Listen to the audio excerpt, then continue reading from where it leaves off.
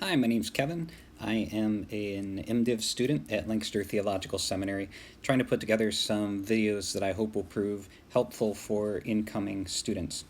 Today, I'm going to be talking about the Kindle app,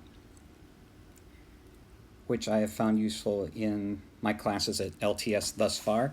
Now, in some cases, when you go to buy the books assigned for class, you won't have an option. There will only be physical paper books for you to buy. And I would also recommend getting the paper version of the New Oxford Annotated Bible, the NOAB. It's just a little bit unwieldy in its Kindle version, but in all the other situations where I had the choice, I was glad that I chose the Kindle version for a number of different reasons, if only because I didn't have to carry and remember so many different things to take to class. But today I'm going to talk mainly about highlighting and how highlighting in the Kindle app and getting it into a paper can be made easier. And that's one of the main reasons that I preferred using the Kindle versions of books to the paper versions. Now, that said, there are some folks in my cohort who made very good use of different colored highlighters and so forth and did very well in classes, so that's not to say you can't succeed using the paper versions, but I liked using the Kindle versions. So I'm going to start by jumping into this book here. This was a book written by a scholar that we used in one of our classes, and so I'm going to be doing some highlighting in here and showing you how that works. Now, one good thing, you can see there's a highlight on this page already. One nice thing about highlighting in Kindle and taking notes in it and so forth is that your work follows you from platform to platform. So right now I'm looking at my iPad. If I were to open the desktop version of the Kindle app on my laptop, I would find the same passages highlighted and so forth. And if you have a Kindle, like a standalone Kindle, same thing is true there. So that's one of the useful features of the Kindle app. But anyway, I'm going to talk about highlighting a little bit. A really quick way to highlight, if I want to look at this third paragraph down here, is to just hold my finger on that first word for a moment and then pull across. And that's a quick way to make a highlight. It's highlighting in the most recently used color that I used to highlight, and there you go. It's a really quick way to pull and drag. And if you're only highlighting in one color, that's what I'd recommend doing, is just using that method to highlight. If you want to get rid of a highlight, you tap once anywhere in that area and you click the X. It makes it go away.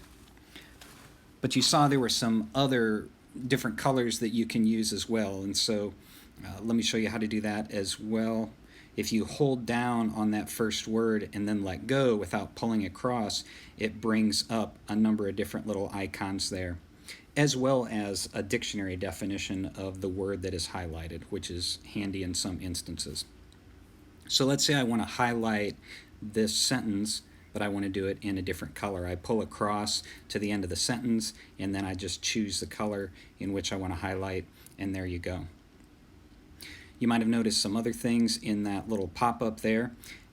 After the orange dot, you can see there's a little copy symbol there. If you're looking to paste something into an email or into a document that you're writing, you can do that really quickly with that button. If you want to add a note to something, you tap that note icon, and you can take a note on that. You can see the little note icon appears by the word introductory there. If you want to get rid of a note, same thing, you tap on that note and you can click delete and it'll make that go away. Then you've got a little share button there, and the magnifying glass allows you to search within all of your notes and highlights. It makes that pop up. Same functionality as that little magnifying glass at the top of the screen. This is a different view. You can see the zoomed in view, but also you can pull out a little bit and quickly scan through the book. At least on the iPad, that's another feature of the app. So why would you want to highlight in different colors? One way in which I used that was, say you've got a writing assignment for the week and you have 3 or 4 different prompts for that writing assignment. You might want to, when you come to a passage that addresses the first question, highlight that in pink. If it addresses the second question, highlight that in blue, and then you can quickly, when it comes time to answer the questions when you're doing the actual writing. Pull up all your blue highlights, pull up all your yellow highlights, and you can quickly find those and use them to help you write the paper. And that's why these filters exist up here.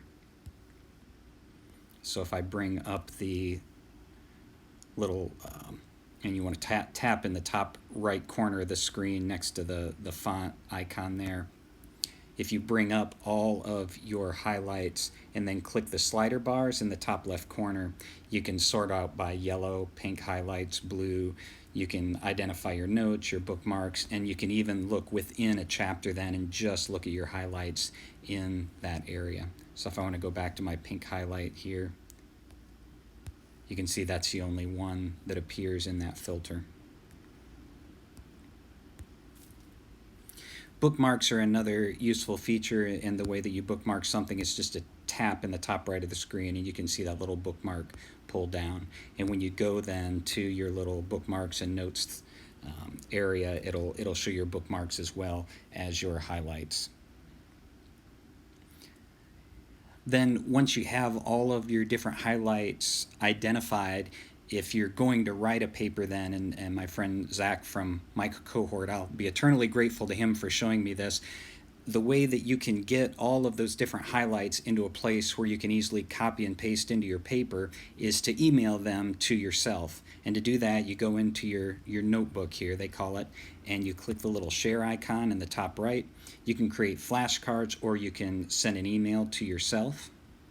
So you tap that email link, choose the Chicago style since that's what we use at LTS, click the export button, and it brings up a window where you can send an email to yourself with an HTML file.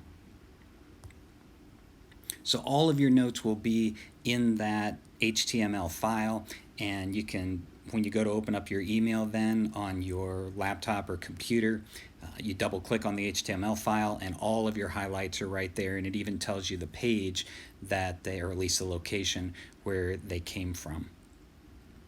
So that can be really, really useful for copying and pasting. Typically what I do is I'll copy and paste all of those into a text file and then copy and paste into my paper from there. But what you want to do there will probably differ by your working style.